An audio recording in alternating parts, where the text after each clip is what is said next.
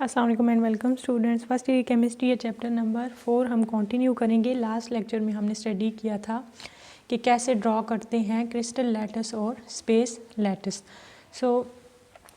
एक दो चीज़ें इसमें हमने फर्दर डिस्कस करनी थी जो कि आज हम इस लेक्चर में डिस्कस करेंगे।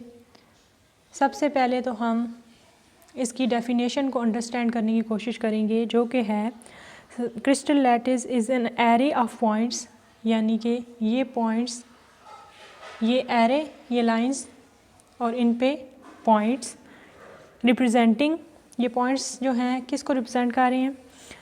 एटम्स, आइंस और मॉलिक्यूल्स ऑफ अ क्रिस्टल, यानी कि ये क्रिस्टलाइन मटेरियल है।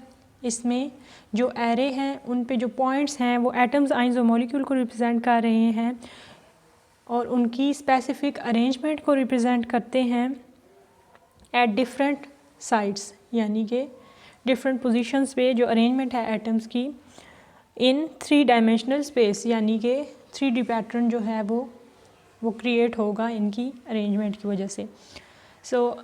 जिस तरह से यहाँ पे हमने जस्ट एक क्यूब जो है उसके कॉर्नर्स पे या उसके पॉइंट्स पे हमने एटम्स जो हैं उनकी अरेंजमेंट को शो किया था, बाकी नहीं किया था।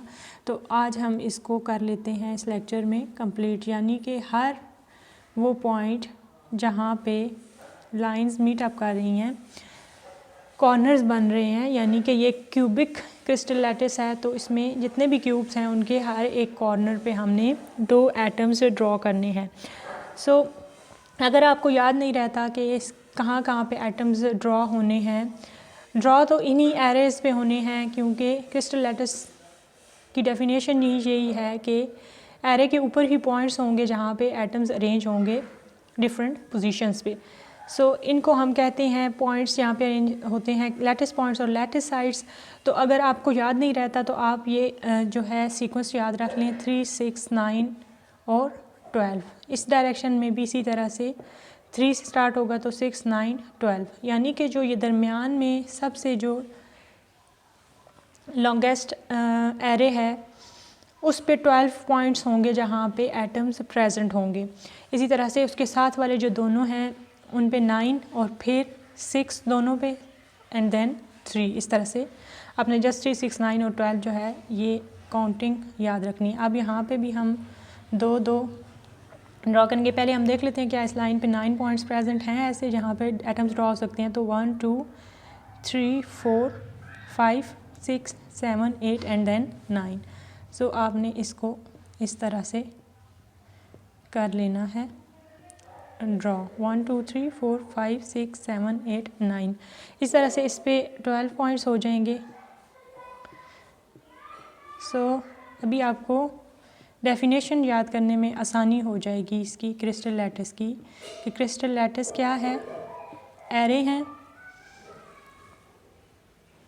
एरे ऑफ पॉइंट्स, कुछ पॉइंट्स उन पे प्रेजेंट हैं जो कि रिप्रेजेंट कर रहे हैं ये पॉइंट्स एटम्स को जो अरेंज हुए हैं डिफरेंट साइड्स पे इन 3 डायमेंशनल स्पेस। तो यहाँ पे भी इसी तरह से नीचे भी एटम्स जो हैं ड्रॉ हो जाएंगे, वही पैटर्न रिपीट होगा। तो अगर आप ड्रॉ करना चाहें तो ड्रॉ कर सकते हैं। अब हम स्टडी करेंगे यूनिट सेल और फिर कंपैरेटिव स्टडी करेंगे यूनिट सेल और क्रिस्टल लैटिस की, ताकि हमें अच्छी तरह से इनकी कन्फ्यूजन जो है वो ख़त्म हो जाए। तो यूनिट सेल की अगर बात करें तो यहाँ पे ऑलरेडी ये जो क्यूब ड्रॉ हुआ है, अगर आपकी इमेजिनेशन स्ट्रॉन्ग है तो आप इसको इमेजिन कर सकते हैं। कैसे? जब हमने फ़र्स्ट टाइम इसको ड्रॉ किया तो आपको याद होगा, अगर आपने वीडियो नहीं देखी तो आप लास्ट लेक्चर की वीडियो देख सकते हैं जिसमें हमने एक क्यूब ड्रॉ किया था, फिर उसके पीछे थोड़ा सा डिस्टेंस पे क्यूब ड्रॉ किया था एंड देन सबसे पीछे हमने एक क्यूब ड्रॉ किया था। अगर आप इस पूरे जो स्ट्रक्चर है क्रिस्टल लैटिस को एक कह दें कि ये एक बिल्डिंग है और ये ट्रिपल स्टोरी बिल्डिंग है। ये इसका, अगर आप सिर्फ इसका फ्रंट वाला एरिया देखें, आप अभी इसको साइड वाले को छोड़ दें, जस्ट ये वाला क्यूब आप रखें अपने माइंड में, ये वाला क्यूब जो हमने सबसे पहले ड्रॉ किया था। तो इस क्यूब में हमने 3 पोर्शन डिवाइड किए थे, 3 लाइंस इस तरह से लगाई थी और 3 इस तरह से लगाई थी। तो इस बिल्डिंग में अगर हम देखें कि फ़र्स्ट लाइन जब हमने लगा दी तो ये वाला हो गया ground floor and then this was first floor and second floor. अगर हम देखें कि हर एक फ्लोर में सामने से हमें नज़र आ रहा है कि 3 कंपार्टमेंट्स हैं तो 3 रूम प्रेजेंट हैं। इसी तरह से इधर देखें तो यहाँ पे भी हमें फ़ील होगा कि 3 ब्लॉक्स हैं, इस तरह से 3 ब्लॉक्स हैं जो हमने सबसे पहले ड्रॉ किए थे ब्लॉक्स। फिर अब ये पैटर्न काफ़ी कम्प्लेक्स हो गया है, तो आपको अगर आपने लास्ट लेक्चर नहीं देखा तो आपको समझ नहीं आएगी, तो काइंडली लेक्चर देखें एंड देन आपको आसानी होगी ये समझने में। सो आपको यहाँ से पता चल गया 3, 6 एंड 9 रूम्स जो हैं फ्रंट से हमें पता चल रहा है कि प्रेजेंट है। अब हम ऊपर चले जाते हैं, यहाँ से देखते हैं। ये समझ लें कि आप ये जो पोर्शन है ये इस बिल्डिंग का जो रूफ़ है या छत है। तो यहाँ से हमें ये पता चलेगा कि यहाँ पे ये इस तरह से जो अरेंज हुई हुई है, ये देखें इस तरह से एटम्स की अरेंजमेंट, तो ये हो गए। यहाँ से भी हमें पता चला है 1 2 3 4 5 6 रूम्स हैं। सो अगर हम ये देखें कि यहाँ पे ये वाला जो छत है, ये नीचे पूरा ये एक रूम है और इसके साथ भी एक है और साथ भी है और पीछे भी है, सामने 3 एंड पीछे 3, तो इससे हमें पता चल गया 3 और 3 6 रूम्स जो हैं वो एक पोर्शन में हैं। 6 और 6 नीचे वाले पोर्शन में हो गए और सबसे नीचे भी 6 हो गए। सो टोटल इसमें 18 रूम्स जो हैं उनको हम सिर्फ एक जो रूम होगा उसको हम क्रिस्टल लैटिस कहते हैं, और ये पूरी जो बिल्डिंग होगी उसको हम उसको यूनिट सेल कहते हैं एक रूम को, और पूरी बिल्डिंग को हम क्रिस्टल लैटिस कहेंगे। अगर हम यहाँ से एक रूम इधर ड्रॉ कर लें, सो एक रूम क्या हो गया यूनिट सेल, और पूरी जो बिल्डिंग है इसको हम कहेंगे क्रिस्टल लैटिस। सो यहाँ पे ऐसे हो जाएगा। ये वाला जो रूम है हमने उठा के इधर ड्रॉ कर लिया, और इसके यहाँ पे कॉर्नर्स पे हमें पता है कि एटम्स जो हैं प्रेजेंट हैं। यही जो है जो पैटर्न है all over the crystal lattice repeat हो रहा है। तो यूनिट सेल को हम किस तरह से डिफ़ाइन करेंगे? The smallest part of the crystal lattice that has all the characteristic feature of entire crystal and is called a unit cell. Smallest part कैसे हुआ? स्मॉलेस्ट पार्ट तो हम ये भी कह सकते हैं कि जस्ट ये एक जो है इस तरह से एक स्क्वायर जो है ये स्मॉलेस्ट पार्ट भी हो सकता है, बट इसमें वो प्रॉपर्टीज़ नहीं है जो कि एक यूनिट सेल में है। यूनिट सेल 3 डायमेंशनल पैटर्न होता है और इसके अंदर वो तमाम प्रॉपर्टीज़ होती हैं जो सारे क्रिस्टल में होती हैं। अगर यूनिट सेल की प्रॉपर्टीज़ हमें पता चल जाएँ तो हम पूरे क्रिस्टल की प्रॉपर्टीज़ बता सकते हैं। सो ये स्मॉलेस्ट यूनिट तो है, बट इसके अंदर तमाम वो प्रॉपर्टीज़ प्रेजेंट हैं जो कि क्रिस्टल सेल के अंदर, क्रिस्टल लैटिस के अंदर प्रेजेंट होते हैं। अब कुछ और चीज़ें हैं जो कि हम एक यूनिट सेल के अंदर देखते हैं, वो क्या है?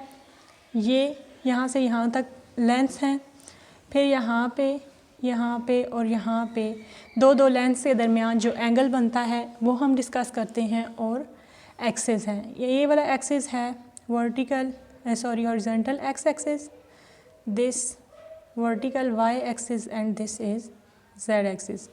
सो जो लेंथ होगी एक्स एक्सिस के अलोंग उसको हम कहेंगे ए, जो वाई एक्सिस के अलोंग लेंथ है उसको हम कहेंगे बी, चाहे वो ये भी हो सकती है, ये भी हो सकती है, ये भी। जितनी भी वर्टिकल है उनको वाई एक्सिस कहेंगे, हॉरिजॉन्टल जितनी भी हैं ये वाली हो गई, ये हो गई, उसके अलावा ये उसको हम कहेंगे एक्स एक्सिस। जेड एक्सिस ये वाली जेड एक्सिस है, तो उसके अलावा अब यहाँ पे तो हमें सारी जो है ना पॉजिटिव वैल्यूज़ मिलेंगी, क्योंकि एक्स एक्सिस, वाई एक्सिस और जेड एक्सिस नॉर्मल पोजीशंस में पॉजिटिव होते हैं, मगर इनको अगर ऑपोजिट में ड्रॉ किया जाए तो ये नेगेटिव हो जाते हैं। जैसे कि फॉर एग्ज़ाम्पल हम इसी के ऊपर चले जाएं, यहाँ पे देखें तो ये जो वाई एक्सिस होगा ये नेगेटिव हो जाएगा, और इसी तरह से ये पॉजिटिव ही रहेगा और जेड एक्सिस भी पॉजिटिव रहेगा। तो कोई एक एक्सिस जो है वो नेगेटिव भी हो सकता है। इस तरह से जेड एक्सिस के अलॉन्ग हो गई यहाँ पे सी। अब जो एंगल्स हैं वो थोड़ा सा ट्रिकी है। वो किस तरह से? अब ये तो आपको पता चल गया कि एक्स एक्सिस एक्स वाई और जी की जब हम बात करेंगे तो हम ए बी सी की बात इजीली कर सकते हैं। यानी एक्स एक्सिस की अलॉन्ग जो लेंथ है वो ए है, वाई एक्सिस के अलॉन्ग जो है बी है और जेड एक्सिस के अलॉन्ग सी है। ये तो इजीली हम कह सकते हैं। मगर अब एंगल जो है वो किस तरह से डिसाइड होता है, वो इस तरह से डिसाइड होता है कि जहाँ पे हम ए बी की बात करेंगे वहाँ पे हम जो एंगल बनाएंगे वो ना ए होगा ना बी होगा बल्कि वो सी होगा। तो एंगल्स को हम ए बी सी से नहीं बल्कि अल्फ़ा, बीटा और गैमा से रिप्रेजेंट करते हैं। सो जहाँ पे ए बी है यानी अल्फ़ा बीटा है तो वहाँ पे क्या हो जाएगा, गैमा हो जाएगा। बी सी है अगर तो ए की जगह पे क्या हो जाएगा, अल्फ़ा। और अगर हम बात करें सी ए की तो वहाँ पे क्या हो जाएगा, सी ए होगा अगर, यानी कि सी और ए जो दोनों लेंथ्स हैं सी और ए, यहाँ पे जो एंगल बनेगा उसको हम क्या कहेंगे, बीटा।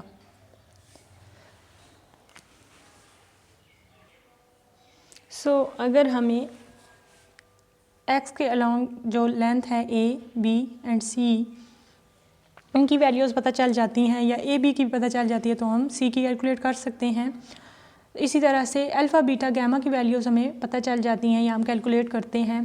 तो यूनिट सेल की जो सारी ये डायमेंशंस हैं इनको हम डायमेंशंस कहते हैं। ये हमारे पास इनकी अगर इंफॉर्मेशन आ जाती है तो हम कह सकते हैं कि जो क्रिस्टल लैटिस है उसकी भी ये ही प्रॉपर्टीज़ हैं, यानी कि उसके एटम्स या एलिमेंट्स जिस तरह से अरेंज हुए हैं, दो एटम्स के दरमियान कितनी लेंथ है और फिर क्या एंगल जो है वो हमें मिल रहे हैं, यही सारी प्रॉपर्टीज़ जो हैं क्रिस्टल लैटिस में प्रेजेंट होंगी। तो किसी क्रिस्टलाइन सॉलिड की अगर प्रॉपर्टीज़ हम फाइंड आउट करना चाहते हैं या उसके एटम्स की अरेंजमेंट, उसकी ज्योमेट्री फाइंड आउट करना चाहते हैं तो हम किस तरह से फाइंड कर सकते हैं, थ्रू यूनिट सेल। अगर यूनिट सेल की ये सारी डायमेंशंस हमें नोन होंगी तो हमें आसानी रहेगी किसी भी क्रिस्टलाइन सॉलिड की जो है उसकी स्ट्रक्चरल प्रॉपर्टीज़ ज्योमेट्री को फाइंड आउट करने में, अंडरस्टैंड करने में। तो ये था आज का लेक्चर। अगर कोई चीज़ इसमें से मिस हो गई है और आपको समझ नहीं आई तो आप कमेंट सेक्शन में पूछ सकते हैं।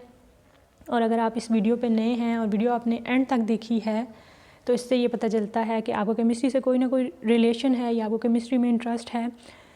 और अगर आप चाहते हैं कि मज़ीद इंटरेस्टिंग वीडियोस देखें केमिस्ट्री से रिलेटेड तो चैनल को ज़रूर सब्सक्राइब करें, बेल आइकन को क्लिक करना मत भूलें ताकि आने वाली तमाम वीडियोस की नोटिफिकेशंस टाइम पे आप तक पहुंच सकें और आप उनसे फ़ायदा उठा सकें। Thanks for watching the video.